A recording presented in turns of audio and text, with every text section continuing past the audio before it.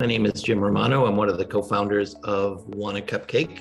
I am co-owner and co-founder with my wife, Carrie. Together, we founded the business. I think the biggest pain point with franchising when you're a business that has only one location, the biggest pain point is people who are interested in franchising coming to you and possibly saying, why should I be the first franchisee? Franchising is not our wheelhouse. Our wheelhouse is running our business. It's what we do day in and day out, and we're not experts in the franchising world. So getting up to speed in how the process works, what an FDD is, how to capture leads, what to say when you get leads, how long the process will take, and so on and so forth, is all information that we felt that we needed. So the course was definitely invaluable. And the fact that it came directly from Tom and with input from the rest of the team was great as well. It wasn't some pre-recorded video that you found on YouTube.